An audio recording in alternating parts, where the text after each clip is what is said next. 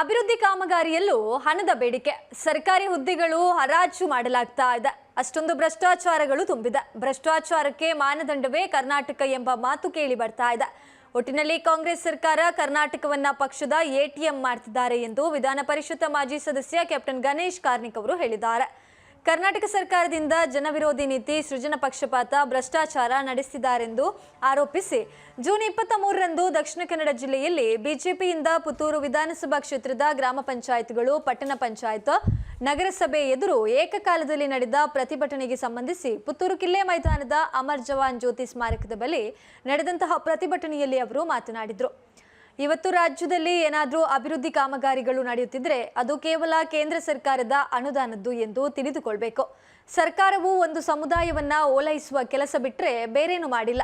ನಮ್ಮ ಮೇಲೆ ಸುಳ್ಳು ಆಪಾದನೆ ಮಾಡಿರುವ 50%, 40% ಹೇಳಿ ಇವತ್ತು ಅವರ ಸರ್ಕಾರದಲ್ಲಿ ಶಾಮೀಲಾಗಿರುವ BR ಪಾಟೀಲ್ ಅವರು ಲಂಚ ಕೊಟ್ಟರೆ ಮಾತ್ರ ಬಡವರಿಗೆ ಮನೆಗಳು, ಹಿರಿಯ ಶಾಸಕನ ಮಾತಿಗೆ ಬೆಲೆ ಇಲ್ಲ ಎಂಬ ವಾತಾವರಣ ನಿರ್ಮಾಣ ಆಗಿದೆ. ಈ ಭ್ರಷ್ಟ ಸರ್ಕಾರ ಯಾವ ಹಂತಕ್ಕೆ ಮುಟ್ಟಿದೆ ಎಂದ್ರೆ ನಮ್ಮ ದಿನನಿತ್ಯದ ಬಳಕೆಯ ವಸ್ತುಗಳಿಗೆ, ವಾಹನ ಸಂಚಾರಕ್ಕೆ ಬೆಲೆ ಏರಿಕೆ ಮಾಡಿದ್ದಾರೆ. ಯಾಕೆಂದ್ರೆ ಇನ್ನು ಮುಂದೆ ಅಧಿಕಾರಕ್ಕೆ ಬರೋದಿಲ್ಲ ಎಂಬ ಒಂದೇ ಕಾರಣಕ್ಕಾಗಿ ಕೋಟಿ ಹಣ ಲೂಟಿ ಮಾಡ್ತಿದ್ದಾರೆ. ವರ್ಗಾವಣೆ, ಪೋಸ್ಟಿಂಗ್, ಸರ್ಕಾರದ ಕೆಲಸ ಆಗಬೇಕಾದ್ರೆ ಹಣದ ಬೇಡಿಕೆ ಇಡುವ ಮೂಲಕ ರಾಜ್ಯ ಕಾಂಗ್ರೆಸ್ ಸರ್ಕಾರ ಭ್ರಷ್ಟಾಚಾರದ ಕೂಪವಾಗಿದೆ. ಸಮಾಜ ಒಡೆಯಲು ಜಾತಿಗಣತಿ ಮಾಡುವ ಮೂಲಕ ಬಡತನಕ್ಕೆ ಪರಮಾವಧಿಯಾಗಿ ಸಿದ್ದರಾಮಯ್ಯ ಕಾಣಿಸಿಕೊಂಡಿದ್ದಾರೆ. ಸಮಾಜ ಒಡೆದು ಲಾಭ ಪಡೆಯುವ ಸರ್ಕಾರ ಇದು. ಒಂದು ರೀತಿಯ ಕೋಮುವಾದಿ ಸರ್ಕಾರ ಆಗಿದೆ. ಕಾನೂನು ಪ್ರಕಾರ ನ್ಯಾಯ ಸಿಗಬೇಕಾದ್ರೆ ಅದು ಬಿಜೆಪಿಯಿಂದ ಮಾತ್ರ ಸಾಧ್ಯ ಎಂದರು. ಕೇಂದ್ರ ಸರ್ಕಾರ ಅಷ್ಟೊಂದು ಅನುದಾನ ನೀಡ್ತಾ ಇದ್ರು ಕೇಂದ್ರ ಸರ್ಕಾರದ ವಿರುದ್ಧ ಸುಳ್ಳು ಆರೋಪವನ್ನ ಮಾಡ್ತಿದ್ದಾರೆ. ಜನಸಾಮಾನ್ಯರಿಗೆ ಮೋಸ ಮಾಡಲು ಎಲ್ಲೆಲ್ಲ ಹಣ ವಸೂಲಿ ಮಾಡಲಾಗ್ತದೆಯೋ ಅಲ್ಲೆಲ್ಲ ವಸೂಲಿ ಮಾಡ್ತಿದ್ದಾರೆ. ಮೆಸ್ಕಾಂ ಸಿಬ್ಬಂದಿಗಳಿಗೆ ಗ್ರ್ಯಾಚ್ಯುಯಿಟಿ, ಪಿಂಚಣಿ ಹಣ ಕೊಡಲು ಸರ್ಕಾರದಲ್ಲಿ ಹಣವಿಲ್ಲ. ಅದನ್ನ ಗ್ರಾಹಕರ ಮೂಲಕ ವಸೂಲಿ ಮಾಡುವ ಸರ್ಕಾರಕ್ಕೆ ನಾಚಿಕೆ ಆಗಬೇಕು. ಇವತ್ತು ಮಳೆ ಹಾನಿಯಾದ್ರೂ ಜಿಲ್ಲಾ ಉಸ್ತುವಾರಿ ಸಚಿವರು ಬರ್ತಾ ಇಲ್ಲ. ಈ ಹಿಂದೆ ಯಡಿಯೂರಪ್ಪ ಸರ್ಕಾರ ಇರುವಾಗ ಮಳೆ ಹಾನಿಗೆ 5 ಲಕ್ಷ ನೀಡ್ತಾ ಇದ್ರು. ಈ ಕಾಂಗ್ರೆಸ್ ಸರ್ಕಾರ 1 ಲಕ್ಷ ಮಾತ್ರ ನೀಡ್ತಿದ್ದಾರೆ. ಜನಸಾಮಾನ್ಯರ ಸಮಸ್ಯೆಗಳನ್ನ ಸರ್ಕಾರಕ್ಕೆ ತಿಳಿಸಿದ್ರೆ ಯಾವುದನ್ನೇ ಕೇಳದೆ ಕಿವುಡು ಸರ್ಕಾರವಾಗಿದೆ. ಒಂದು ಸಮುದಾಯವನ್ನ ಓಲೈಕೆ ಮಾಡುವ ಮೂಲಕ ತನ್ನ ವೋಟ್ ಬ್ಯಾಂಕ್ ಗಟ್ಟಿ ಮಾಡಿ ಬಹುಸಂಖ್ಯಾತ ವ್ಯಕ್ತಿಗಳಿಗೆ ಅನ್ಯಾಯವನ್ನ ಮಾಡ್ತಾ ಇದ್ದಾರೆ ಎಂದು ಕ್ಯಾಪ್ಟನ್ ಗಣೇಶ್ ಕಾರ್ಣಿಕ್ ಹೇಳಿದರು. ಇನ್ನು ಈ ಸಂದರ್ಭ ವೇದಿಕೆಯಲ್ಲಿ ನಗರಸಭೆ ಅಧ್ಯಕ್ಷೆ ಲೀಲಾವತಿ ಅನುನಾಯಕ, ಬಿಜೆಪಿ ನಗರ ಮಂಡಲದ ಅಧ್ಯಕ್ಷ ಶಿವಕುಮಾರ್, ಜಿಲ್ಲಾ ಕಾರ್ಯದರ್ಶಿ ವಿದ್ಯಾಗೌರಿ ಉಪಸ್ಥಿತರಿದ್ದರು. ಪ್ರಯತ್ನವನ್ನ ಮಾಡಬೇಕು ನಾವು. ಯಾಕಂತ ಹೇಳಿದ್ರೆ ಯಾವುದೇ ಸರ್ಕಾರ ಅಧಿಕಾರಕ್ಕೆ ಬಂದ ಮೇಲೆ ಅದು ಮಾಬಾಪ್ ಅಂತ ಹೇಳ್ತಾರೆ, ಮನೆಯಲ್ಲಿ ತಂದೆ ತಾಯಿ ಇದ್ದ ಹಾಗೆ. ಇಡೀ ಸಮಾಜನ ಒಂದಾಗಿ ಆಲೋಚನೆ ಮಾಡಬೇಕು. ನಮ್ಮ ಸರ್ಕಾರದಲ್ಲಿ ಸನ್ಮಾನ್ಯ ಪ್ರಧಾನಮಂತ್ರಿಗಳಾದ ಮೋದಿಯವರು ಯಾವಾಗ ಆ ಘೋಷಣೆಯನ್ನು ಕೊಟ್ಟರು, ಸಬ್ಕಾ ಸಾಥ್ ಸಬ್ಕಾ ವಿಕಾಸ್, ತಮಾಷೆ ಮಾಡ್ಲಿಕ್ಕೆ ಶುರು ಮಾಡಿದರು.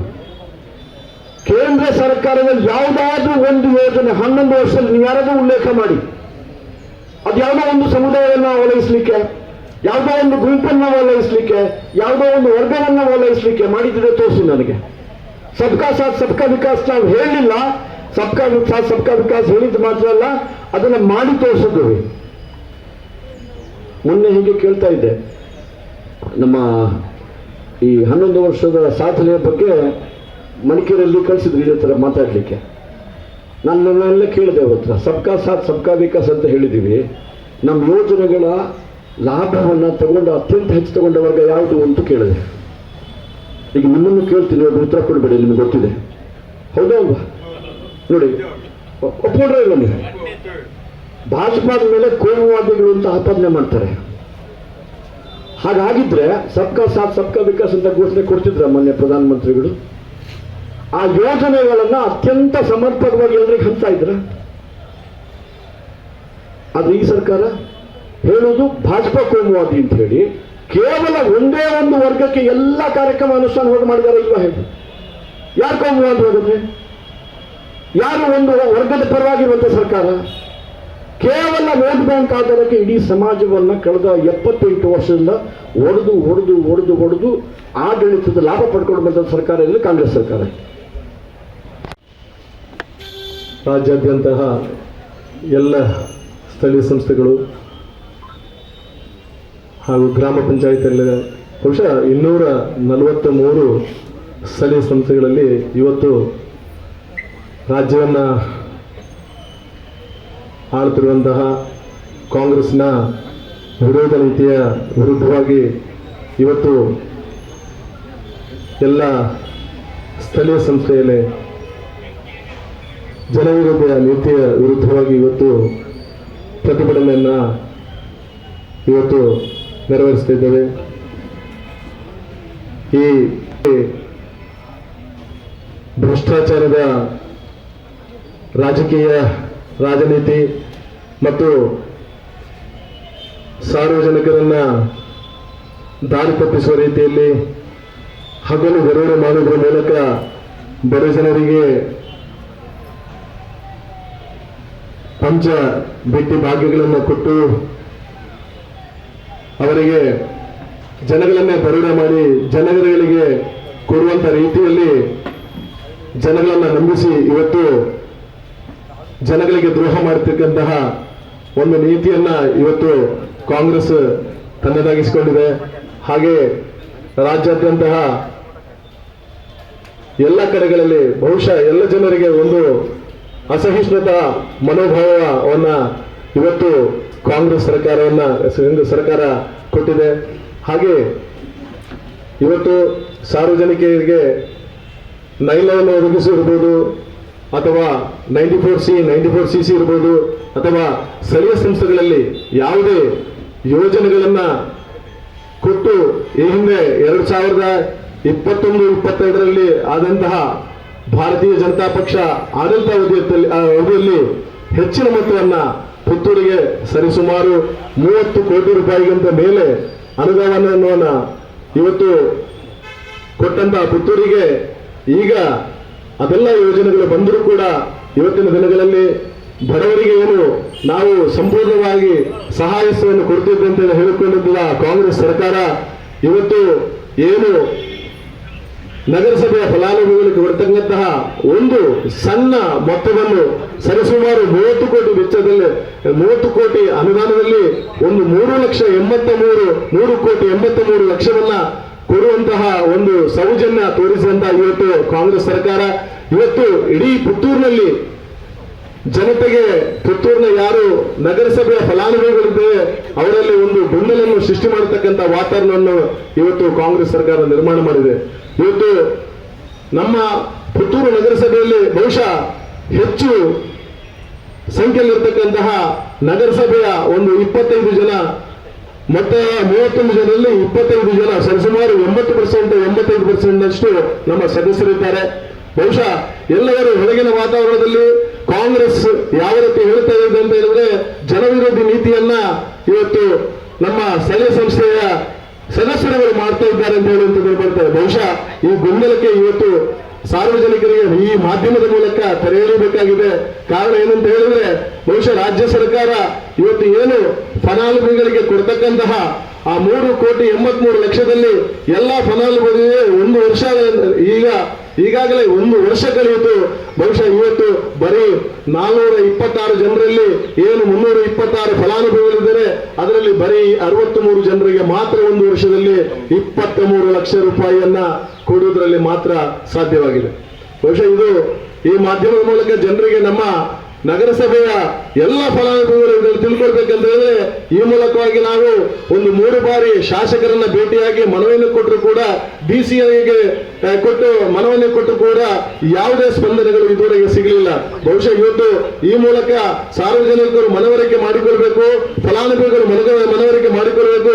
ಬಹುಶಃ ಈ ನಮ್ಮ ಒಂದು ವಿರೋಧ ನೀತಿಯನ್ನು ಹೇಳುವಂತಹ ಜನರಿಗೆ ದಾರಿ ತಪ್ಪಿಸುವಂತಹ ಈ ಕಾಂಗ್ರೆಸ್ ಸರ್ಕಾರವನ್ನು ಆ ಜನವಿರೋಧಿ ನೀತಿಯನ್ನ ನಾವು ಇವತ್ತು ಖಂಡಿಸುವ ಮೂಲಕ ನಾವು ಇವತ್ತು ಪ್ರತಿಭಟನೆಯನ್ನ ಇವತ್ತು ಇಲ್ಲಿ ಮಾಡ್ತಾ ಇದ್ದೇವೆ.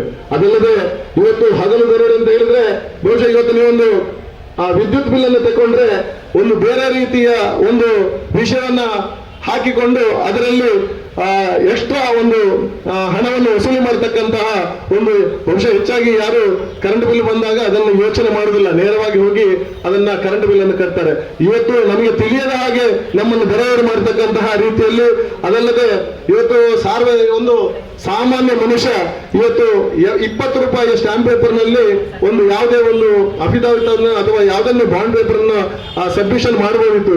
ಇವತ್ತಿನ ದಿವಸ ಅದನ್ನು ದುಪ್ಪಟ್ಟಲ್ಲ, ಅದು 100%, 150%ಗೆ ಏರಿಸ್ತಕ್ಕಂಥ ರೀತಿಯಲ್ಲಿ ಇವತ್ತೇನೊಂದು ಸ್ಟಾಂಪ್ ಪೇಪರ್ 20 ರೂಪಾಯಿಯಲ್ಲಿ ನಾವೇನು ಪ್ರಮಾಣವನ್ನು ಕೊಡಬೇಕಾಗಿತ್ತು ಅದನ್ನು ಇವತ್ತು 100%ಗೆ ಮಾಡಿದ್ದಾರೆ. ಇವತ್ತು 100 ರೂಪಾಯಿ ಒಂದು ಸ್ಟಾಂಪ್ ಪೇಪರ್ ತಗೊಳ್ಳುವಂತಹ ಒಂದು ದುರ್ಗತಿ ಬಂದಿದೆ. ಇವತ್ತು ಜನರು ರಿಜಿಸ್ಟ್ರೇಷನ್, ಒಂದು ಪ್ರಾಪರ್ಟಿ ರಿಜಿಸ್ಟ್ರೇಷನ್ ಮಾಡಲಿಕ್ಕೆ ತುಂಬಾ ಭಯಪಡ್ತಾ ಇದ್ದಾರೆ. ಕಾಲಕ್ಕೆ ಅಂತ ಹೇಳಿದ್ರೆ ಅದರ ಸ್ಟಾಂಪ್ ರೇಟ್ ದುಪ್ಪಟ್ಟಾಗಿದೆ. ಎಲ್ಲ ರೀತಿಯಲ್ಲಿ ಹಗಲುಗೈರು ಮಾಡತಕ್ಕಂಥ ಕೆಲಸಗಳನ್ನ ಮಾಡ್ತಾ ಇದ್ದಾರೆ. ಹೆಚ್ಚಾಗಿ ಎಲ್ಲ ರೀತಿಯಲ್ಲಿ ಇವತ್ತು ಯೋಜನಾ ಪ್ರಾಧಿಕಾರದಲ್ಲಿ ಆಗಿರ್ಬೋದು, ಗ್ರಾಮ ಪಂಚಾಯಿತಿಯ ಎಲ್ಲ ಇದು ಸಿಂಗಲ್ ಸೈಟ್ ಇರ್ಬೋದು ಅಥವಾ ಮನೆ ಕಟ್ಟಲಿಕ್ಕೆ, ಇವತ್ತೊಂದು ಸಾರ್ವಜನಿಕರಿಗೆ ಒಂದು ಸಣ್ಣ ಒಂದು ಕಟ್ಟಕಡ ವ್ಯಕ್ತಿಗೆ ಒಂದು ಮನೆ ಕಟ್ಟಬೇಕಾದ್ರೆ ಅವನ ದುರ್ಗದಿಂದ ಹೇಳಿದ್ರೆ ಇವತ್ತು ಅವನಿಗೆ ಅದರ ಆ ಹಣವನ್ನು ಸಂದಾಯ ಮಾಡುವುದರಲ್ಲಿ ಬಹುಶಃ ಅವನಿಗೆ ನನಗೆ ಬೇಡ ಅಂತ ಹೇಳುವಂತ ರೀತಿಯಲ್ಲಿ ಒಂದು ವಾತಾವರಣ ನಿರ್ಮಾಣ ಆಗಿದೆ. ಅದೇ ರೀತಿಯಲ್ಲಿ ಬೇರೆ ಬೇರೆ ರೀತಿಯಲ್ಲಿ ನಮ್ಮನ್ನ ದೊಡ್ಡರು ಮಾಡತಕ್ಕಂಥ ಕೆಲಸಗಳಾಗ್ತಾ ಇದೆ. ಇವತ್ತಿನ ದಿವಸ ಬಹುಶಃ 1 ವರ್ಷ ಆಯಿತು ನಮ್ಮ ಸ್ಥಳೀಯ ಸಂಸ್ಥೆಗೆ ಇದುವರೆಗೆ ಯಾವುದೇ ರೀತಿಯ ಅನುದಾನಗಳು ಬರಲಿಲ್ಲ. ಈ ಹಿಂದೆ ನಮ್ಮ ರಾಜ್ಯ ಸರ್ಕಾರದಲ್ಲಿ ಆಳ್ವಿಕೆ ಮಾಡತಕ್ಕಂಥ ಬಿಜೆಪಿ ಸರ್ಕಾರವು ಕೊಟ್ಟಂತ ಅನುದಾನದಲ್ಲಿ ನಮ್ಮ ಹೊಸ ಒಂದು ನಗರಸಭೆಯ ಕಾರ್ಯಾಲಯವನ್ನು ನಿರ್ಮಾಣ ಮಾಡತಕ್ಕಂಥ ರೀತಿಯಲ್ಲಿ ಮಾನ್ಯ ಹಿಂದಿನ ಶಾಸಕರಾಗಿರ್ತಕ್ಕಂತಹ ನಮ್ಮ ನೆಚ್ಚಿನ ಶಾಸಕರು ಸಂಜೀವ ಮಠಂದರು ಇದ್ದಾಗ 4 ಕೋಟಿ ರೂಪಾಯಿಯನ್ನ ಅದಕ್ಕೆ ಕಾದಿರಿಸಿದ್ರು. ಅದು 2 ಕೋಟಿ ರೂಪಾಯಿ ನಮ್ಮ ನಗರಸಭಾ ನಿಧಿಯಿಂದ ಮತ್ತು 2 ಕೋಟಿ ರೂಪಾಯಿ ವಿಶೇಷ ಅನುದಾನದಿಂದ. ಈಗ ಇತ್ತೀಚೆಗೆ ಇವತ್ತು ಕಾಂಗ್ರೆಸ್ನಲ್ಲಿ ಎಲ್ಲ ನಾವು ಅಭಿವೃದ್ಧಿ ಮಾಡ್ತೇವೆ ಅಂತ ಹೇಳಿದ್ರೆ ಯಾವುದೇ ರೀತಿಯ ಅನುದಾನಗಳು ಬರದೆ ನಮ್ಮಲ್ಲಿ ಅದಕ್ಕೆ ಕಾದಿರಿಸತಕ್ಕಂಥ 2 ಕೋಟಿ ರೂಪಾಯಿಯನ್ನು ಮಾನ್ಯ ಶಾಸಕರು ಆ ಅಭಿವೃದ್ಧಿ ನಿಟ್ಟಿನಲ್ಲಿ ಆ ಹಣವನ್ನ ದುರುಪಯೋಗ ಮಾಡಿಕೊಂಡು ಎಲ್ಲ ನಮ್ಮ ನಗರಸಭೆಯ ವ್ಯಾಪ್ತಿಗೆ ಅದರಲ್ಲಿ ಅನುದಾನ ಇಟ್ಟು ಕೆಲಸ ಕಾರ್ಯಗಳನ್ನು ಮಾಡಿದ ಹೊರತುಪಡಿಸಾಗಿ ಯಾವುದೇ ರೀತಿಯ ಅನುದಾನಗಳು ಇವತ್ತಿನವರೆಗೆ ಸರ್ಕಾರದಿಂದ ಆಗಲಿ ಅಥವಾ ಯಾವುದೇ ನಮ್ಮ ಶಾಸಕರು ತರೋದಾಗಲಿ ಇವತ್ತು ಕೆಲಸ ಕಾರ್ಯಗಳು ಅವರ ವತಿಯಿಂದ ಯಾವುದೂ ಆಗಿರಲಿಲ್ಲ. ಬಹುಶಃ ಸಂದೇಶಗಳು ಹೇಗಿದೆ ಅಂತ ಹೇಳಿದ್ರೆ ಎಲ್ಲ ಕಡೆ ಕೋಟಿಗಳ ಆ ಕೆಲಸ ಕಾರ್ಯಗಳು ಆಗ್ತಾ ಇದ್ದೇವೆ. ನಾವು ಇವತ್ತು ಕೂಡ ನಿವೇದನೆ ಮಾಡ್ತಾ ಇದ್ದೇವೆ, ಅವರಲ್ಲಿ ಹೇಳ್ತಾ ಇದ್ದೇವೆ, ದಯವಿಟ್ಟು ನಮಗೆ ಕೂಡ ನಗರಸಭೆಗೆ ಇದುವರೆಗೆ ಯಾವುದು ಕೊಡಲಿ, ಇನ್ನು ಮುಂದೆ ಆದರೂ ಕೊಟ್ಟು ಕೆಲಸ ಕಾರ್ಯಗಳು ನಗರಸಭೆಯಲ್ಲಿ ನಡೀಲಿ ಹೇಳತಕ್ಕಂಥ ರೀತಿಯಲ್ಲಿ ಈ ಮಾಧ್ಯಮದ ಮೂಲಕ ತಿಳಿಸಲಿಕ್ಕೆ ನಾನು ಇಚ್ಛೆ ಪಡ್ತಾ ಇದ್ದೇನೆ. ಹೆಚ್ಚಿನ ವಿಷಯಗಳು ಬಹುಶಃ ಜನವಿರೋಧಿ ವಿಷಯಗಳನ್ನ ಇನ್ನು ಮುಂದಕ್ಕೆ ನಮ್ಮ MLC ಮಾಜಿ ರಾಜ್ಯಸಭಾ ಸದಸ್ಯರಾಗಿದ್ದ ಗಣೇಶ್ ಕಾರ್ಮಿಕರು ಬಹುಶಃ ಅವರು ಸಂಪೂರ್ಣವಾಗಿ ಈ ವಿಷಯವನ್ನ ಇವತ್ತು ನಿಮ್ಮ ಮುಂದೆ ಪ್ರಸ್ತುತ ಮಾಡಲಿಕ್ಕಿದ್ದಾರೆ. ಭಾರತ್ ಮಾತಾ ಕಿ, ಭಾರತ್ ಮಾತಾ ಕಿ. ಮಾನ್ಯ ಅಧ್ಯಕ್ಷರೇ, ನಗರಸಭೆ ಒಂದು ಪವಿತ್ರವಾದ ದಿವಸ. ಯಾಕೆಂತ ಹೇಳಿದ್ರೆ ಸ್ವಾತಂತ್ರ್ಯ ಬಂತು ನಮ್ಮ ದೇಶಕ್ಕೆ. ಸ್ವಾತಂತ್ರ್ಯ ಬರುವ ಹಿನ್ನೆಲೆ ಏನಿತ್ತು ಅಂತ ಹೇಳಿದ್ರೆ ನಮ್ಮ ದೇಶದಲ್ಲಿ ನಮ್ಮದೇ ಆಡಳಿತ ಇರಬೇಕು ಅಂತ ಹೇಳಿ ಆ ಸಮಯದಲ್ಲಿ ಆಂತರಿಕ ಸರ್ಕಾರದಲ್ಲಿ ಇಂಟರಿಮ್ ಗವರ್ಮೆಂಟ್ ಅಂತ ಹೇಳ್ತೇವಲ್ಲ, ಅದರಲ್ಲಿ ಕೇಂದ್ರದಲ್ಲಿ ಸಚಿವರಾಗಿದ್ದಂಥ ನಮ್ಮ ಪಕ್ಷದ ಸಂಸ್ಥಾಪಕರು ಡಾಕ್ಟರ್ ಶ್ಯಾಮಾ ಪ್ರಸಾದ್ ಮುಖರ್ಜಿಯವರ ಪುಣ್ಯತಿಥಿ ಇವತ್ತು. ಶ್ರದ್ಧೆಯಿಂದ ಅವರನ್ನು ನೆನಪು ಮಾಡಿಕೊಳ್ತಾ ಅತ್ಯಂತ ಗೌರವದ ಸಂಸ್ಮರಣೆಯೊಂದಿಗೆ ಯಾವ ಕನಸುಗಳೊಂದಿಗೆ ಅವರು ಮಂತ್ರಿ ಪದವಿಯನ್ನು ಧಿಕ್ಕರಿಸಿ ಈ ದೇಶದ ಆಡಳಿತದಲ್ಲಿ, ಈ ದೇಶದ ಅಭಿವೃದ್ಧಿಯ ಎಲ್ಲ ಆಯಾಮಗಳಲ್ಲಿ ಸನಾತನ ಭಾರತೀಯ ಮೌಲ್ಯಗಳ ಪ್ರತಿಪಾದನೆ ಆಗಬೇಕು ಅಂತ ಯಾಕೆ ಹೇಳಿದ್ರು ಅಂತ ಹೇಳಿದ್ರೆ, ಮೊದಲನೇ ಹೆಜ್ಜೆ ಇಟ್ಟದ್ದು ನೆಹರು ಅವರು ತಪ್ಪು ಹೆಜ್ಜೆ ಆಗಿತ್ತು. ಇದೇ ದಾರಿಯಲ್ಲಿ ಮುಂದುವರೆದ್ರೆ ಈ ದೇಶಕ್ಕೆ ಉಳಿಗಾಲ ಇಲ್ಲ ಅಂತ ಅವಾಗ ಮನಗಂಡು ನಮ್ಮ ಸಂಘ ಪರಿವಾರದ ಹಿರಿಯರ ಆಶೀರ್ವಾದದೊಂದಿಗೆ ಏಕ್ ದೇಶ್ ಮೇ ದೋ ವಿಧಾನ್, ದೋ ಪ್ರಧಾನ್, ದೋ ನಿಶಾನ್ ನಹಿ ಚಲೇಗಾ ಅಂತ ಹೇಳಿಕೊಂಡು ನಮ್ಮ ದೇಶದ ಒಂದು ರಾಜ್ಯಕ್ಕೆ ಭಾರತೀಯರು ಹೋಗಬೇಕಾದ್ರೆ ಪರ್ಮಿಟ್ ತಗೊಳ್ಬೇಕಾದಂತ ಒಂದು ಅನಿವಾರ್ಯತೆ ಇತ್ತು ನಮ್ಮ ದೇಶದಲ್ಲಿ.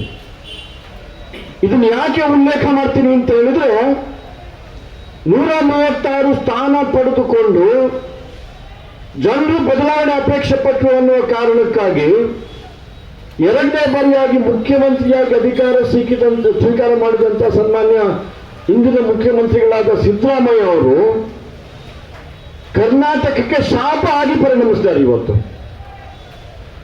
ಮೊನ್ನೆ ನಮ್ಮ ನೆಚ್ಚಿನ ಮಾಜಿ ಮುಖ್ಯಮಂತ್ರಿಗಳಾದ ಯಡಿಯೂರಪ್ಪ ಅವರು ಒಂದು ಪತ್ರಿಕಾಗೋಷ್ಠಿಯಲ್ಲಿ ಒಂದು ಮಾತು ಹೇಳಿದರು, ಈ ಅವಧಿಯಲ್ಲಿ ಇಡೀ ಕರ್ನಾಟಕದಲ್ಲಿ 1 ಕಿಲೋಮೀಟರ್ ರಸ್ತೆ ಇವರು ಮಾಡಿದ್ರೆ ತೋರಿಸ್ಲಿ ಅಂತ ಹೇಳಿ. 2 ವರ್ಷ ಆಯ್ತು ಇವಾಗ ಆಲ್ಮೋಸ್ಟ್ ಸರ್ಕಾರ ಬಂದ್ಬಿಟ್ಟು. ಏನಾದರೂ ಅಭಿವೃದ್ಧಿಯ ಕಾರ್ಯಕ್ರಮಗಳು ಆಗ್ತಾ ಇದ್ರೆ ಅದು ಕೇವಲ ಕೇಂದ್ರ ಸರ್ಕಾರ ನೀಡಿರುವಂತಹ ಅನುದಾನಗಳಲ್ಲಿ, ಪುತ್ತೂರು ವ್ಯಾಪ್ತಿಯಲ್ಲಿ ಕೂಡ ನಾವು ಆಲೋಚನೆ ಮಾಡಿದ್ರೆ ಏನೆಲ್ಲ ಕೆಲಸ ಆಗ್ತಾ ಉಂಟು, ಅದು ದುಡ್ಡಲ್ಲಿಂದ ಬಂತು ಅಂತ ಕೇಳಿದ್ರೆ ಕೇಂದ್ರದಿಂದ ಬಂದಿದೆ. ಇಂತಹ ಒಂದು ಕೆಟ್ಟ ಸರ್ಕಾರ, ಇಂತಹ ಒಂದು ಮತಹೀನ ಸರ್ಕಾರ ಇರುವುದೇ ಕೇವಲ ಒಂದು ಸಮುದಾಯವನ್ನ ಓಲೈಸಲಿಕ್ಕೆ. ಎಷ್ಟರ ಮಟ್ಟಿಗೆ ಅಂತ ಹೇಳಿದ್ರೆ ನಿನ್ನೆ ಮೊನ್ನೆ ಬಡವರಿಗೆ ಕೊಡುವಂತ ರಾಜೀವ್ ಗಾಂಧಿ ವಸತಿ ಯೋಜನೆಯಲ್ಲಿ 10% ಇದ್ದದನ್ನ 15%ಗೆ ಎಸೆದು ನಾವು ನೋಡಿದ್ದೇವೆ. ನೀವು ಆಲೋಚನೆ ಮಾಡಿ ಈ ಸರ್ಕಾರ ಎಷ್ಟು ಕೆಟ್ಟ ಸರ್ಕಾರ ಹೇಳೋದಕ್ಕೆ ಉದಾಹರಣೆಗಳನ್ನು ಕೊಡ್ತೀನಿ ನಾನು. ಹಿಂದಿನ ಬಾರಿ ಅಧಿಕಾರದಲ್ಲಿದ್ದಾಗ 24 ಹಿಂದೂ ಕಾರ್ಯಕರ್ತರ ಕಗ್ಗೊಲೆ ಆಗಿದ್ದು ನೆನಪಿದೆಯಾ ನಮಗೆ? ಆಗಿತ್ತಾ ಇಲ್ವ? ಅದಾದ್ಮೇಲೆ ಆ ಸರ್ಕಾರ ಬಿಟ್ಟು, ಆದ್ರೆ ಪಾಠ ಕಲೀಲಿಲ್ಲ ಅವರು. ಮತ್ತೆ ಅಧಿಕಾರಕ್ಕೆ ಬಂದರು. ಅಧಿಕಾರಕ್ಕೆ ಬಂದ ಮೇಲೆ ಈ ಸರ್ಕಾರ ಏನಾದರೂ ಕೆಲಸ ಮಾಡಿದ್ರೆ ಅದು ಕೇವಲ ಒಂದು ಸಮುದಾಯಕ್ಕೆ ಓಲೈಸುವಂತ ಕೆಲಸವನ್ನು ಬಿಟ್ಟರೆ ಇಡೀ ರಾಜ್ಯದಲ್ಲಿ ಕಳೆದ 1.5-2 ವರ್ಷದಲ್ಲಿ ಏನಾದರೂ ಒಂದು ಒಳ್ಳೆಯ ಕೆಲಸ ಆಗಿದೆ ಅಂತ ಹೇಳಿದ್ರೆ ನೀವು ಯಾರಾದರೂ ಉಲ್ಲೇಖ ಮಾಡಿ, ಅಲ್ಲಿಗೆ ನಾನು ಮಾತು ನಿಲ್ಲಿಸ್ತೇನೆ. ಇನ್ನು ಎರಡನೆಯ ಸಂಗತಿ, ಅವರ ಅಧ್ಯಕ್ಷರು ಒಪ್ಕೊಂಡಿದ್ದಾರೆ.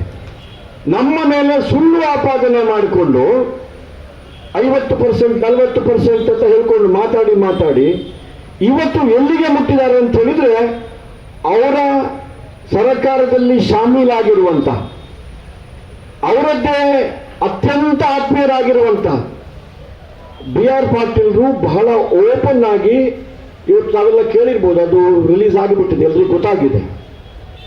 ಬಡವರಿಗೆ ಕೊಡಬೇಕಾದ ಮನೆಗಳು, ಆ ಮನೆಗಳನ್ನು ಕೊಡಬೇಕಾದ್ರೂ ಕೂಡ ಲಂಚ ಕೊಟ್ಟರೆ ಮಾತ್ರ. ನಾನೊಬ್ಬ ಹಿರಿಯ ಶಾಸಕ, ನನ್ನ ಮಾತಿಗೆ ಬೆಲೆ ಇಲ್ಲ. ಒಬ್ಬ ಗ್ರಾಮ ಪಂಚಾಯತ್ ಅಧ್ಯಕ್ಷ ಲೆಟರ್ ಕೊಟ್ಟು ದುಡ್ಡು ಕೊಟ್ಟು ಕಳಿಸಿದ್ರೆ ಮನೆ ಸ್ಯಾಂಕ್ಷನ್ ಆಗುತ್ತೆ ಹೇಳುವಂತ ವಾತಾವರಣ ನಿರ್ಮಾಣ ಆಗಿದ್ರೆ ಈ ಭ್ರಷ್ಟ ಸರ್ಕಾರ ಯಾವ ಹಂತಕ್ಕೆ ಮುಟ್ಟಿದೆ?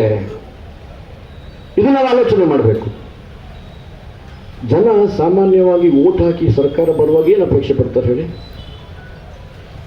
ನೀರು, ವಿದ್ಯುತ್, ಮನೆ, ಶಿಕ್ಷಣ, ಆರೋಗ್ಯ, ಇದು ಬಿಟ್ಟು ಏನಾದರೂ ಕೇಳ್ತೀವ ನಾವು? ಏನಾದರೂ ಕೇಳ್ತೀವ? ಈ ಸರ್ಕಾರ ಬಂತು, ಯಾವೆಲ್ಲ ಸಂಗತಿಗಳಿಗೆ ಬೆಲೆ ಏರಿಕೆ ಮಾಡಿಲ್ಲ ಹೇಳಿ? ಬಸ್ಸು ದರ ಜಾಸ್ತಿ ಆಗಿದೆಯೋ ಇಲ್ವಾ? ಸ್ಟ್ಯಾಂಪ್ ಪೇಪರು ಜಾಸ್ತಿ ಆಗಿದೆಯೋ ಇಲ್ವಾ?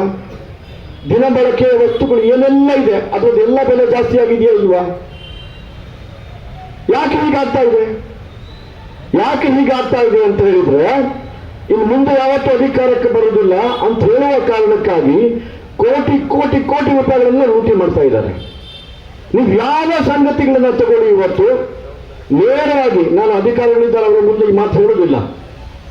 ಯಾವುದೇ ವರ್ಗಾವಣೆ ಆಗಬೇಕು, ಯಾವುದೇ ಪೋಸ್ಟಿಂಗ್ ಆಗಬೇಕು, ಯಾವುದೇ ಸರ್ಕಾರದಲ್ಲಿ ಕೆಲಸ ಆಗಬೇಕು, ನೀವು ಯಾರು ಅಲ್ಲಿ ಹೋಗುವ ಅಗತ್ಯ ಇಲ್ಲ. ಏಜೆನ್ಸಿಗಳಿದ್ದಾರೆ, ಹೇಳಿಬಿಟ್ಟಾಯ್ತು ಅಷ್ಟೇ. ಇಷ್ಟು ದುಡ್ಡು ಕೊಟ್ಟರೆ ಇಲ್ಲಿಗೆ ಟ್ರಾನ್ಸ್ಫರ್. ಇದಾಗ್ತಾ ಇದೆಯಲ್ಲ ಅಂತ ನೀವೇ ಪ್ರಾಮಾಣಿಕವಾಗಿ ಕೇಳ್ಕೊಳ್ಳಿ.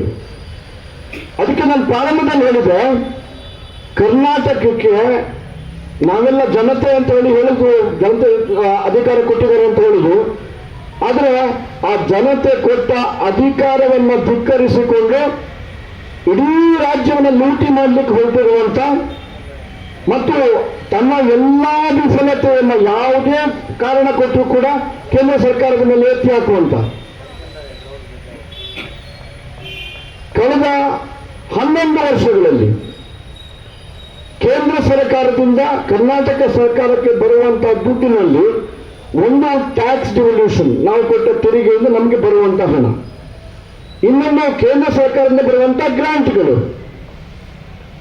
ಈ ಎರಡೂ ಲೆಕ್ಕ ಹಾಕಿದ್ರೆ ನಮ್ಮ ರಾಜ್ಯಕ್ಕೆ, ಬೇರೆ ರಾಜ್ಯಗಳಿಗೂ ಹಾಗೆ ಬಂದಿದೆ, ನಮ್ಮ ರಾಜ್ಯಕ್ಕೆ 14th ಫೈನಾನ್ಸ್ ಕಮಿಷನ್ ಡೈರೆಕ್ಷನ್ ಆಧಾರದಲ್ಲಿ ಟ್ಯಾಕ್ಸ್ ಡೆವಲ್ಯೂಷನ್ ನಲ್ಲಿ 234% ಹಣ ಜಾಸ್ತಿ ಬಂದಿದೆ.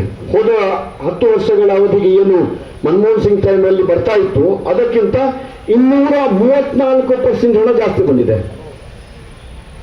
ಗ್ರಾಂಟ್ಸ್, ನೇರ ಗ್ರಾಂಟ್ ಬರುವಂಥದ್ದು ಅದು ಎಷ್ಟು ಬಂದಿದೆ ಜಾಸ್ತಿ ಅಂತ ಕೇಳಿದ್ರೆ 259% ಜಾಸ್ತಿ ಬಂದಿದೆ. ಒಂದು ನಿಮಿಷ ನೆನಪು ಮಾಡಿಕೊಳ್ಳಿ, ಸಿದ್ದರಾಮಯ್ಯ ಅವರು ಕಳೆದ 1.5-2 ವರ್ಷದಲ್ಲಿ ಎಷ್ಟು ಬಾರಿ ಈ ರೀತಿ ಸುಳ್ಳು ಹೇಳಿದ್ದಾರೆ. ಕೇಂದ್ರದಿಂದ ನಮ್ಗೆ ಹಣ ಬರ್ತಾ ಇಲ್ಲ, ಕೇಂದ್ರ ಸರ್ಕಾರ ನಮ್ಮ ಪಾಲಿನ ಹಣ ಕೊಡ್ತಾ ಇಲ್ಲ, ಟ್ಯಾಕ್ಸ್ ಕೊಡಬೇಕಾದ್ರೆ ನಮ್ಮ ಒಟ್ಟು ಪರ್ಸೆಂಟೇಜ್ ಎಷ್ಟಿದೆ ಅದಕ್ಕೆ ಅನುಗುಣವಾಗಿ ಕೊಡಬೇಕು, ನಮ್ಗೆ ಅನ್ಯಾಯ ಆಗಿದೆ. ಸುಳ್ಳು ಹೇಳಿದಾರ ಇಲ್ವಾ? ಪ್ರತಿ ಸಲ ಅವರ ವಿಫಲತೆಗೆ, ಇಡೀ ವಿಫಲತೆಗೆ ಕಾರಣ ಯಾರು ಅಂತ ಹೇಳಿದ್ರೆ ಕೇಂದ್ರ ಸರ್ಕಾರ ಹೇಳುವಂತಹ ಒಂದು ಕೆಟ್ಟ ಪ್ರವೃತ್ತಿಯನ್ನು ಪ್ರಾರಂಭ ಮಾಡಿದ್ದಾರೆ. ಕರ್ನಾಟಕ ರಾಜ್ಯದಲ್ಲಿ ಒಟ್ಟು ಟ್ಯಾಕ್ಸ್ ಏನು ಕಲೆಕ್ಟ್ ಆಗ್ತದೆ ಅದರಲ್ಲಿ ಸರಿಸುಮಾರು 44% ಬ್ಯಾಂಗ್ಳೂರಿಗೆ ಬರುತ್ತೆ. ಬ್ಯಾಂಗ್ಳೂರಿಂದಲೇ ಬರೋದು ಸರಿಸುಮಾರು. 2ನೇ ಸ್ಥಾನ ಯಾರು ಅಂತ ಕೇಳಿದ್ರೆ ದಕ್ಷಿಣ ಕನ್ನಡ ಜಿಲ್ಲೆ. ಇದು ನಿಮ್ಗೆ ಗೊತ್ತಿದೆ. ನಿಮಗೆಲ್ಲ ಇವರದ್ದೇ ರಾಜ್ಯಕ್ಕೆ ಹಿಡಿದುಕೊಂಡ್ರೆ ರಾಜ್ಯ ಸರ್ಕಾರದ ಒಟ್ಟು ಹಣದಲ್ಲಿ 44% ಬೆಂಗಳೂರಿಗೆ ಕೊಡಬೇಕು. ಅವರ ರಾಜ್ಯಕ್ಕೆಲ್ಲ ಕೊಡಬೇಕು, ಹೌದಾ ಅಲ್ವಾ? ಅದು ಹಾಕೊಡ್ಲಿಕ್ಕೆ ಆಗತ್ತಾ? ಅದಕ್ಕಾಗಿ ಫೈನಾನ್ಸ್ ಕಮಿಷನ್ನವರು ಈ ಟ್ಯಾಕ್ಸ್ ಡೆವಲ್ಯೂಷನ್ ಆಗಬೇಕಾದ್ರೆ ಒಟ್ಟು ಏನು ಹಣ ಸಂಗ್ರಹ ಆಗಿದೆ ಅದರಲ್ಲಿ ಯಾರಿಗೆ ಎಷ್ಟು ಕೊಡಬೇಕು, ಹೇಗೆ ಕೊಡಬೇಕು ಅನ್ನೋದನ್ನು ವಿವರಣೆ ಮಾಡ್ತಾರೆ. ಇದು ನಮ್ಮ ಸರ್ಕಾರ ಮಾಡಿದ ನಿರ್ಣಯ ಅಲ್ಲ, ಕಾಂಗ್ರೆಸ್ ಸರ್ಕಾರ ಇರುವಾಗ ಮಾಡಿದ್ದೇ ನಿರ್ಣಯ. ಆದರೆ ನಮ್ಮ ಸರ್ಕಾರ ಬಂದ ಮೇಲೆ ಯಾವುದು 32% ಟ್ಯಾಕ್ಸ್ ಡೆವಲ್ಯೂಷನ್ ಆಗಬೇಕಿತ್ತು ಅದನ್ನು 10% ಜಾಸ್ತಿ ಮಾಡಿ 42% ಮಾಡಿದ್ದಾರೆ. ಇದು ನಮಗೆಲ್ಲ ಗೊತ್ತಿದೆ ನಮಗೆ. ಆದರೆ ಜನಸಾಮಾನ್ಯರಿಗೆ ಮೋಸ ಮಾಡುವುದಕ್ಕಾಗಿ ಅದನ್ನು ಇಲ್ಲಿಗೆ ತುಪ್ಪ ಹಚ್ಚಿದ ಮತ್ತು ಮೂಗಿಗೆ ತುಪ್ಪ ಹಚ್ಚಿದ ನೆಗ್ಲಿಕ್ಕೆ ಆಗುವುದಿಲ್ಲ ಹೇಳ್ತಾರಲ್ಲ, ಬರೀ ಸುಳ್ಳು ಹೇಳಿಕೊಂಡು ತನ್ನ ಎಲ್ಲ ವಿಫಲತೆಗೆ ಕೇಂದ್ರ ಬಂದಿರುವಂಥ ಕೆಲಸವನ್ನು ಮಾಡ್ತಾ ಇದ್ದಾರೆ ಸನ್ಮಾನ್ಯ ಮುಖ್ಯಮಂತ್ರಿಗಳು. ನಮ್ಮ ಬಾಲಚಂದ್ರ ಉಪಾಧ್ಯಕ್ಷರು ಓದಿದ್ರಿ, ಇವಾಗ ಹಣ ಬಂದಿದೆ, ಬಿಡುಗಡೆ ಆಗಿದೆ ನಮ್ಮ ಕಾಲದಲ್ಲಿ, ಆ ಬಾಕಿಯನ್ನು ಕೊಡ್ಲಿಕ್ಕೆ ತಾಕತ್ತಿಲ್ಲ, ಗದ್ದಿಗೆಟ್ಟು ಹೋಗಿದೆ ಅಷ್ಟು ಕೂಡ. ನಂಗನ್ಸುತ್ತೆ ಕೇವಲ ಇನ್ನು 12 ಕೋಟಿ ಬರಲಿಕ್ಕೆ ಬಾಕಿ ಇದೆ ಅಂತ ಕೇಳಿದ್ದೇನೆ ಇಲ್ಲಿ ಪುತ್ತೂರು ನಗರಸಭೆಗೆ ಸಂಬಂಧಪಟ್ಟ ಹಾಗೆ. ನಾನು ಇದನ್ನು ಯಾಕೆ ಉಲ್ಲೇಖ ಮಾಡ್ತೀನಿ ಅಂತ ಹೇಳಿದ್ರೆ, ನಮ್ಮ ಕರ್ತವ್ಯ ಇದೆ, ಜನಸಾಮಾನ್ಯರಿಗೆ ಗೊತ್ತಿಲ್ಲ, ಅವರ ಪೆನ್ಷನ್ಗೆ ದುಡ್ಡಿಲ್ಲ ಪೆನ್ಷನ್ ಕೊಡ್ಲಿಕ್ಕೆ. ಮೆಸ್ಕಾಮಲ್ಲಿ ಮೊನ್ನೆ ಏನು ಮಾಡಿದ್ದಾರೆ, ಪ್ರತಿ ಯೂನಿಟ್ನ ಮೇಲೆ 36% ಜಾಸ್ತಿ ಮಾಡಿದ್ದಾರೆ. ಯಾಕೆ ಜಾಸ್ತಿ ಮಾಡಿದ್ದು? ಮೆಸ್ಕಾಂನ ಉದ್ಯೋಗಗಳ ಪೆನ್ಷನ್ ಮತ್ತು ಗ್ರಾಚ್ಯುಟಿ ಹಣ ಕೊಡ್ಲಿಕ್ಕೆ ದುಡ್ಡಿಲ್ಲ ಇವರ ಹತ್ರ. ನಾಚಿಕೆಯ ಪರಿಸ್ಥಿತಿ. ಇಡೀ ದೇಶದಲ್ಲಿ ಯಾವ ಸರ್ಕಾರ ಕೂಡ ಎಕ್ಸ್ಟ್ರಾ ಟ್ಯಾಕ್ಸ್ ಹಾಕಿಬಿಟ್ಟು ಎಕ್ಸ್ಟ್ರಾ ಚಾರ್ಜ್ ಮಾಡಿ ಪೆನ್ಷನ್ಗೆ ಮತ್ತು ಗ್ರಾಚ್ಯುಟಿ ಕೊಡ್ಲಿಕ್ಕೆ ಹಣ ಸಂಗ್ರಹ ಮಾಡುವಂಥ ಕೆಟ್ಟ ವ್ಯವಸ್ಥೆ. ನೀವು ಆಲೋಚನೆ ಮಾಡಿ ಎಲ್ಲಿಗೆ ಮುಟ್ಟಿದೆ ಸರ್ಕಾರ ಅಂತ ಹೇಳಿ. ಇನ್ನು ಉಳಿದ ಅವಧಿಯಲ್ಲಿ ಸರ್ಕಾರ ಮುಂದುವರೆದು ನಮ್ಮ ಗತಿ ಏನಾಗಬೇಕು? ಇದು ಒಂದು ಭಾಗ. ಆರ್ಥಿಕವಾಗಿ ಬೇಜವಾಬ್ದಾರಿ ಆರ್ಥಿಕ ನಿರ್ವಹಣೆಯಿಂದಾಗಿ ಇಡೀ ಸಾಮಾನ್ಯ ಜನರ ಮೇಲೆ ಹೊರೆ ಹೊರಿಸುವಂತ ಒಂದು ದೊಡ್ಡ ತಪ್ಪು ಕೆಲಸವನ್ನೇ ಸರ್ಕಾರ ಮಾಡ್ತಾ ಇದೆ. ಪಂಚಾಯತಿಗೆ ಹೋದ್ರೆ, ನಗರಸಭೆಗೆ ಹೋದ್ರೆ ಕೆಲಸ ಆಗ್ತದೆ? ಇವತ್ತು ಕೆಲಸ ಆಗ್ತದೆ ಹೇಳಿ? ನಮ್ಮ ಸರ್ಕಾರ ಇರಬೇಕಾದ್ರೆ ನಿವೇಶನಗಳನ್ನು ರಿಸರ್ವ್ ಮಾಡಿ ಇಟ್ಟಿದ್ರು, ಹಂಚ್ಲಿಕ್ಕಾಗಿದೆಯಾ? 9/11ನ ಸಮಸ್ಯೆ ಪರಿಹಾರ ಮಾಡ್ಲಿಕ್ಕಾಗಿದೆಯಾ ಇವರಿಗೆ? ಜನಸಾಮಾನ್ಯರು ತನ್ನ ಸಣ್ಣ ಮನೆ ಕಟ್ಕೊಳ್ಬೇಕಾದ್ರೆ ಇವತ್ತು ಆ ಸಿಂಗಲ್ ಸೈಟ್ನ ಸಮಸ್ಯೆ ತೆಗೆದುಕೊಂಡು ಬಂದು ಎಷ್ಟು ತೊಂದರೆ ಮಾಡ್ತಾ ಇದ್ದಾರೆ. ಒಂದು ಅಧಿಕಾರದಲ್ಲಿರುವಂತಹ ಪಕ್ಷವಾಗಿ ಜನಸಾಮಾನ್ಯರ ಸಮಸ್ಯೆಯ ಬಗ್ಗೆ ಪರಿಹಾರ ಕಂಡುಕೊಳ್ಳುವಂತಹ ಪ್ರಯತ್ನ ಮಾಡಬೇಕಾ? ಅದರ ಕಡೆಗೆ ಕಿಂಚಿತ್ತೂ ಗಮನ ಕೊಡದೇನೆ ನೀವೇನ್ ಬೇಕಾದ್ರೂ ಮಾಡಿ, ನಾವು ಅಧಿಕಾರದಲ್ಲಿದ್ದೀವಿ, ಮಾಡಿದ್ದೇ ಆಟ ಅಂತ ಹೇಳ್ಕೊಂಡು ಹೇಳಿದ್ರೆ ಜನಸಾಮಾನ್ಯ ಗತಿ ಏನಾಗಬೇಕು? ಇಷ್ಟು ಮಳೆ ಬರ್ತಾ ಇದೆ, ಮಳೆ ಹಾನಿ ಆಗಿದೆ. ಜಿಲ್ಲಾ ಉಸ್ತುವಾರಿ ಸಚಿವರು ಕನಿಷ್ಠ ಜಿಲ್ಲೆಗಾದ್ರೂ ಬಂದದ್ದು ನೋಡಿದ್ದೀರಾ? ನೀವು ನೋಡಿದ್ದೀರಾ? ಯಡಿಯೂರಪ್ಪ ಅವರು 2ನೇ ಬಾರಿ ಮುಖ್ಯಮಂತ್ರಿ ಆದ ಸಮಯದಲ್ಲಿ ತಮಗೆಲ್ಲ ಗೊತ್ತಿದೆ, ದೊಡ್ಡ ಈ ರೀತಿಯ ಮಳೆಯ ಪರಿಹಾರ ಆಗಿತ್ತು. ಇಡೀ ಪ್ರವಾಸ ಮಾಡಿದ್ರು. ಮಳೆ ಪರಿಹಾರ ಹಾನಿಗೆ ಮನೆಗಳು ಬಿದ್ದರೆ 1 ಲಕ್ಷ ಇರುವಲ್ಲಿಗೆ 5 ಲಕ್ಷ ಕೊಡ್ಲಿಕ್ಕೆ ಅನೌನ್ಸ್ ಮಾಡಿದ್ರು. ನೆನ್ಪುಂಟಾ ನಿಮ್ಗೆ? ನೆನಪಿದೆಯಾ? ಇವತ್ತಿದೆಯಾ ವ್ಯವಸ್ಥೆ? ಇವತ್ತಿದೆಯಾ ಆ ವ್ಯವಸ್ಥೆ? ಯಾಕೆ? ಎಲ್ಲಿಂದ ಬಂತು? ಯಡಿಯೂರಪ್ಪ ಅವ್ರ ಹಣ ಎಲ್ಲಿಂದ ಬರ್ಲಿಕ್ಕೆ ಸಾಧ್ಯ ಆಯಿತು? ನಾನು ನೆನಪು ಮಾಡ್ಕೊಳ್ಳಿಕ್ಕೆ ಮಾಡ್ತೀನಿ. 10 ಹಾರ್ಸ್ ಪವರ್ ಪಂಪ್ನವರೆಗೆ ಫ್ರೀ ವಿದ್ಯುತ್ ಕೊಟ್ಟರು ಇಲ್ವ ಅವರು? ಅವಾಗ ಶಾಲಾ ಮಕ್ಕಳಿಗೆ ಸೈಕಲ್ ಕೊಟ್ಟರು. ಮನೇಲಿ ಹೆಣ್ಣು ಮಗು ಹುಟ್ಟಿದ್ರೆ ಭಾಗ್ಯಲಕ್ಷ್ಮಿ ಅಂತ ಕರೆದು ಆ ಮಗುವಿನ ಹೆಸರಲ್ಲಿ ದುಡ್ಡಿಡುವಂಥ ಪ್ರಯತ್ನ ಮಾಡಿದ್ರು. 18 ವರ್ಷ ಆಗಬೇಕಾದ್ರೆ 10-12 ಲಕ್ಷ ರೂಪಾಯಿ ಸಿಭಾಗ ಮಾಡಿದ್ರು. ಎಲ್ಲಿಂದ ಬಂತು ದುಡ್ಡು? ಕೇಂದ್ರ ಸರ್ಕಾರ ಇಷ್ಟು ಆಟೆ ಮಾಡಿ ದುಡ್ಡು ಕಳಿಸ್ತಾ ಇದೆ. ಇಡೀ ದೇಶದಲ್ಲಿ ದಿವಸಕ್ಕೆ 34 ಕಿಲೋಮೀಟರ್ ಸ್ಪೀಡಲ್ಲಿ ಹೈವೇ ನಿರ್ಮಾಣ ಆಗ್ತಾ ಇದೆ. ಪ್ರಪಂಚದಲ್ಲಿ ಆರ್ಥಿಕ ಪರಿಸ್ಥಿತಿ 4ನೇ ಸ್ಥಾನಕ್ಕೆ ಹೋಗಿದ್ದೀವಿ ನಾವು. ಕಳೆದ 11 ವರ್ಷದಲ್ಲಿ ಕೇಂದ್ರ ಸರ್ಕಾರ ಯಾವುದಾದ್ರೂ ಒಂದು ಸಂಗತಿಯ ಮೇಲೆ 1 ಪೈಸೆ ಟ್ಯಾಕ್ಸ್ ಜಾಸ್ತಿ ಮಾಡಿದ್ರೆ ಹೇಳಿ ನನಗೆ. 1 ಪೈಸೆ ಟ್ಯಾಕ್ಸ್ ಜಾಸ್ತಿ ಮಾಡಿದ್ರೆ ಹೇಳಿಲ್ಲ ಅವರು. ಆದ್ರೆ ಈ ಸರ್ಕಾರ ಯಾವುದೆಲ್ಲ ಸಂಗತಿ ಮೇಲೆ ದುಡ್ಡು ಜಾಸ್ತಿ ಮಾಡಿಲ್ಲ. ಬೇಕಂತ ನಮ್ಗಿಂತ ಸರ್ಕಾರ ಆಲೋಚನೆ ಮಾಡಿ. ಇಲ್ಲಿ ಬರ್ತಿದ್ದಾರೆ, ಗೋ ವಿರೋಧಿ ಸರ್ಕಾರಕ್ಕೆ ಧಿಕ್ಕಾರ, ರೈತ ವಿರೋಧಿ ಸರ್ಕಾರಕ್ಕೆ ಧಿಕ್ಕಾರ, ಜನಸಾಮಾನ್ಯ ವಿರೋಧಿ ಸರ್ಕಾರಕ್ಕೆ ಧಿಕ್ಕಾರ ಅಂತ ಬರ್ತಿಟ್ಕೊಂಡಿದ್ದೀರಿ. ಆದರೆ ಇದು ಕಿವುಡು ಸರ್ಕಾರ. ಇದು ಕರ್ನಾಟಕಕ್ಕೆ ಶಾಪ ತಂದಿರುವಂಥ ಸರ್ಕಾರ. ಇದು ಅವರ ಕಿವಿಗೆ ಹೋಗುವುದಿಲ್ಲ. ಇದು ಈ ಸರ್ಕಾರ ಕೇವಲ ಒಂದು ಸಮುದಾಯವನ್ನು ಓಲೈಸಿರುವಂಥ ಸರ್ಕಾರ. ಇದು ಇವತ್ತು ನಾವು ಯಾಕೆ ಪ್ರತಿಭಟನೆ ಮಾಡ್ತಾ ಇದ್ದೇವೆ ಅಂತ ಹೇಳಿದ್ರೆ, ಜನಸಾಮಾನ್ಯರ ಧ್ವನಿಯಾಗಿ ಪ್ರತಿಭಟನೆ ಮಾಡ್ತಾ ಇದ್ದೇವೆ. 5 ವರ್ಷಕ್ಕೆ ಪ್ರಾಮಾಣಿಕವಾದ ಆಡಳಿತ ನಡೆಸಿ ಅಂತ ನಿಮ್ಮ ಕೈಗೆ ಅಧಿಕಾರ ಕೊಟ್ಟಿದೆ. ನಾನು ಪಟ್ಟಿ ಮಾಡಿ ತಗೊಂಡು ಬಂದಿದ್ದಾಗ ಓದ್ಲಿಕ್ಕೆ ಹೇಳಿದ್ರು, ಅದು ಗೊತ್ತಿದೆ ಅಂತ ಅಂದ್ಕೊಳ್ತೀನಿ ನಾನು. ಒಂದಷ್ಟು ಸಂಗತಿಗಳನ್ನ ನಮ್ಮ ಅಧ್ಯಕ್ಷರು ಈ ಭಾಗಕ್ಕೆ ಸಂಬಂಧಪಟ್ಟ ಹಾಗೆ ಉಲ್ಲೇಖ ಮಾಡಿದರು. ಮತ್ತೆ ಆ ಮನವಿಯಲ್ಲಿ ಲೆಕ್ಕ ಮಾಡ್ಕೊಂಡು ಹೋದ್ರೆ ಅಷ್ಟು ಪಟ್ಟಿ ಇದೆ. ಆದರೆ ನಮಗೆ ಈ ಸಂಗತಿಗಳೆಲ್ಲ ಗೊತ್ತಿದೆ. ಬಂಧುಗಳೇ, ಸರ್ಕಾರ ಇರುವಂಥದ್ದು ಎಲ್ರಿಗಾಗಿ, ಜನರಿಂದ ಜನರಿಗಾಗಿ, ಜನರಿಗೋಸ್ಕರ ಇರುವಂಥದ್ದನ್ನೇ ಪ್ರಜಾಪ್ರಭುತ್ವದಲ್ಲಿ ಸರ್ಕಾರ ಅಂತ ಕರೆಯೋದು. ಇದು ಒಂದು ಸಮುದಾಯದಿಂದ ಒಂದು ಸಮುದಾಯಕ್ಕಾಗಿ ಒಂದು ಸಮುದಾಯಕ್ಕೋಸ್ಕರ ಮಾತ್ರ ಇರುವಂಥ ಸರ್ಕಾರ. ಇದು ನಿರ್ದಾಕ್ಷಿಣ್ಯವಾಗಿ ಮಾತು ಹೇಳ್ತೇನೆ. ಕೇವಲ ತನ್ನ ವೋಟ್ ಬ್ಯಾಂಕ್ ಗಟ್ಟಿ ಮಾಡಿಕೊಳ್ಳುವುದಕ್ಕಾಗಿ ಸರ್ಕಾರದ ಎಲ್ಲ ಯೋಜನೆಗಳನ್ನ ಕೇವಲ ಆ ಒಂದು ವರ್ಗಕ್ಕೆ ಓಲೈಸುವುದಕ್ಕಾಗಿ ಮಾಡುವಂಥ ಸರ್ಕಾರ ಇದು. ಈ ದೇಶದ ಬಹುಸಂಖ್ಯಾತ ಬಂಧುಗಳಿಗೆ ಅನ್ಯಾಯ ಮಾಡಿದಂಥ ಸರ್ಕಾರ ಇದು. ಈ ದೇಶದ ಬಹುಸಂಖ್ಯಾತ ವ್ಯಕ್ತಿಗಳ, ಜನಸಾಮಾನ್ಯರ ಎಲ್ಲ ನೋವುಗಳನ್ನು ಕಡೆಗಣಿಸಿದಂಥ ಸರ್ಕಾರ ಇದು. ನಾವು ಸಾಮಾಜಿಕವಾಗಿ ಯಾವ ನಂಬಿಕೆಗಳನ್ನು ಇಟ್ಕೊಂಡು ಬಂದಿದ್ದೇವೆ ಆ ಎಲ್ಲ ನಂಬಿಕೆಗಳನ್ನು ಧಿಕ್ಕರಿಸಿದಂಥ ಸರ್ಕಾರ ಇದು. ನಾನು ಪಟ್ಟಿ ಮಾಡ್ತಾ ಹೋಗಬೇಕು ಅಂತಿಲ್ಲ. ನಮ್ಮ ಕಣ್ಣ ಮುಂದೆ ನಮ್ಮನ್ನು ಧಿಕ್ಕರಿಸಿಕೊಂಡು ನೀವೇನ್ ಮಾಡ್ತಿರೋ ಮಾಡಿ, ನಾವು ಅಲ್ಪಸಂಖ್ಯಾತರಿಂದ ಮಾತ್ರ ಓಲೈಕೆ ಮಾಡಿಕೊಳ್ಳುವಂತ ಸರ್ಕಾರ ಇದು. ಈ ಎಲ್ಲ ಸಂಗತಿಗಳನ್ನ ಮನಸ್ಸಲ್ಲಿ ಇಟ್ಟುಕೊಂಡು ಇವತ್ತು ನಾವು ಭಾರತೀಯ ಜನತಾ ಪಾರ್ಟಿಯಾಗಿ, ನಾವು ವಿರೋಧ ಪಕ್ಷವಾಗಿ ನಿಮ್ಮ ಈ ರೀತಿಯ ಒಂದೇ ಸಮುದಾಯವನ್ನು ಓಲೈಸುವಂತ, ಜನಸಾಮಾನ್ಯರನ್ನು ಧಿಕ್ಕರಿಸುವಂತ ಸರ್ಕಾರದ ತೆರಿಗೆ ಹಣ ಏನಿದೆ ಅದರ ಮೂಲಕ ಜನಸಾಮಾನ್ಯರ ಸಮಸ್ಯೆಗಳಿಗೆ ಪರಿಹಾರ ಕಂಡುಕೊಳ್ಳೋದನ್ನು ಬಿಟ್ಟು ಆ ದುಡ್ಡನ್ನು ನಿಮ್ಗೆ ಇಷ್ಟ ಬಂದಾಗೆ ಹಂಚುವಂತ ಮತ್ತು ಇರುವ ಅವಧಿಯಲ್ಲಿ ಎಷ್ಟು ದೋಚ್ಕೊಂಡ್ರೆ ಅಷ್ಟು ಲಾಭ ಅಂತ ಹೇಳೋದಷ್ಟಿನಲ್ಲಿ ಆ ರೀತಿಯಲ್ಲಿ ಭ್ರಷ್ಟಾಚಾರ ಮಾಡಿಕೊಂಡು ನಾವು ಅವತ್ತು ಪೇ CM ಅಂತ ಕ್ಯಾಂಪೇನ್ ಮಾಡಿದಾಗ ಅದೇನೋ ಒಂದು ಪೊಲಿಟಿಕಲ್ ಸ್ಟಂಟ್ ಅಂತ ಅಂದ್ಕೊಂಡಿದ್ದು. ಅದು ನನಗೆ ಈಗ ಅನ್ನಿಸ್ತಿದೆ, ಅವ್ರು ಏನು ಹೇಳಿದ್ದಾರೆ ಅಂತ ಹೇಳಿದ್ರೆ, ಮುಂದೆ ಅಧಿಕಾರಕ್ಕೆ ಬರ್ತೇವೆ ಅದೇನಾದ್ರೂ ಕೂಡ ಪೇ CM ಅಂತ ಅದನ್ನು ನಮ್ಗೆ ಹೇಳಿದ್ರು ಅವಾಗ ಜನಸಾಮಾನ್ಯರಿಗೆ. ಇನ್ನು ಮುಂದೆ ನಾವು ಅಧಿಕಾರಕ್ಕೆ ಬಂದಾಗ ಏನೇ ಕೆಲಸ ಆಗಬೇಕಾದ್ರೆ ದುಡ್ಡು ಕೊಡಿ ಕೆಲಸ ಮಾಡಿ ಕೊಡ್ತೀವಿ ಅಂತ ಆಗ ಹೇಳಿಬಿಟ್ಟಿದ್ರು ಅಂತ ಅನ್ನಿಸ್ತದೆ ನನಗೆ. ಈ ರೀತಿ ಅತ್ಯಂತ ಕೆಟ್ಟ ಸರ್ಕಾರ, ಶಾಪ, ಕರ್ನಾಟಕ ಜನತೆಗೆ ಶಾಪ ಅಂತ ಹೇಳಿದ್ರಲ್ಲ, ಒಂದು ರೀತಿಯಲ್ಲಿ ದೇವರು ಯಾಕೋ ನಾವು ಅನ್ಯಾಯ ಮಾಡಿದ್ವು ಅವತ್ತು, ನಮ್ಮ ಭಾಜಪವನ್ನು ಮತ್ತೆ ಸೆಲೆಕ್ಟ್ ಮಾಡಲಿಲ್ಲ, ಅದಕ್ಕೆ ಬಹುಶಃ ದೇವರಿಗೆ ಸಿಟ್ಟಾಗಿದ್ದಾರೆ ಅಂತ ಕಾಣ್ತದೆ. ಇಂಥ ಕೆಟ್ಟ ಸರ್ಕಾರವನ್ನು ಕೊಟ್ಟಿದ್ದಾರೆ. ನಾನು ಸಿದ್ದರಾಮಯ್ಯ ಅವರನ್ನ ಬಹಳ ವರ್ಷಗಳ ಹಿಂದೆ ನಾನು ಶಾಸಕ ಆಗಿದ್ದಾಗ ಒಂದ್ಸಲ ಭೇಟಿ ಆಗಿದ್ದೆ. ಆಗ ಅವ್ರು ಹೇಳಿದ್ರು ಇದೊಂದು ಕೊನೆಯ ಚುನಾವಣೆ ಅಂತ ಹೇಳಿ. ನಾನು ಅದನ್ನು ಹಂಚ್ಕೊಳ್ತೀನಿ ನಿಮ್ಮೊಟ್ಟಿಗೆ. ಯಾವುದೋ ಒಂದು ಕೆಲಸಕ್ಕೆ ಹೋದಾಗ ಕೂತ್ಕೊಂಡು ಯಾವುದೋ ಮನಸ್ಸಿಗೆ ಬೇಸರ ಆಗಿದ್ದಾಗ, ಹಿಂದಿನ ಬಾರಿ ಮುಖ್ಯಮಂತ್ರಿ ಆಗಿದ್ದಾಗ ಏನೋ ಒಂದು ಕೆಲಸ ಮಾಡ್ಲಿಕ್ಕೆ ಹೋದಾಗ ಹೋಗ್ತೀವಲ್ಲ ಶಾಸಕರಾಗಿ, ಆಗ ಹೇಳಿದ್ರು ಈ ಮಾತನ್ನ. ನನ್ನ ಜೊತೆಗೆ ಬಹಳ ಹಿರಿಯರು ಇನ್ನೊಬ್ರು ಹೇಳಿದ್ರು, ನಮ್ಮ JDS ನಾಯಕರಾಗಿ ಈಗ ನಮ್ಮಲ್ಲಿ ದೊಡ್ಡ ಹುದ್ದೆಯಲ್ಲಿದ್ದಾರೆ, ನಮ್ಮಲ್ಲಿ ಬಂದ್ಬಿಟ್ಟು ಅವರು ನಾನು 3 ಜನ ಕೂತ್ಕೊಂಡಿದ್ದು. ಅವ್ರು ಹೇಳಿದ್ರು ವ್ಯವಸ್ಥೆ ಪೂರ್ತಿ ಕೆಟ್ಟು ಹೋಗಿಬಿಟ್ಟಿದೆ, ನಾನು ಮೊದಲನೇ ಚುನಾವಣೆ ಕೇವಲ 22,000 ರೂಪಾಯಿನಲ್ಲಿ ಗೆದ್ದಿದ್ದೆ, ಅದು ಕೂಡ ಜನ ಸಂಗ್ರಹ ಮಾಡಿ ಕೊಟ್ಟಿದ್ರು, ಸಾಕಾಗಿಬಿಟ್ಟಿದ್ರು ನನಗೆ. ಮೊನ್ನೆ ಸಿದ್ದರಾಮಯ್ಯ ಅವರೇ ನೆನಪಾಡ್ಕೊಳ್ತೀರಿ ಅಂತ ಅಂದ್ಕೊಳ್ತೀನಿ ನಾನು. 22,000 ರೂಪಾಯಿನಲ್ಲಿ ಒಬ್ಬ ದೊಡ್ಡ ಸಮಾಜವಾದಿಯಾಗಿ, ರಾಮಮೋಹನ್ ರೋಯಿ ಅವರ ಶಿಷ್ಯ ಆಗಿ, ಸಮಾಜವಾದದ ಸಿದ್ಧಾಂತಗಳಿಂದ ಪ್ರೇರಿತರಾಗಿ ಎಲ್ಲ ಮಾತು ಹೇಳಿದ್ರು ಅವರು. ಏನೋ ದೊಡ್ಡ ಬದಲಾವಣೆ ತರಬೇಕು ಅಂತ ರಾಜಕಾರಣಕ್ಕೆ ಬಂದೆ ಅಂತ ಹೇಳ್ಕೊಂಡು. ನೀವು ಈ ರೀತಿ ಕೆಟ್ಟು ಹೋಗ್ತೀರಿ ಅಂತ ಅಂದ್ಕೊಂಡಿರಲಿಲ್ಲ.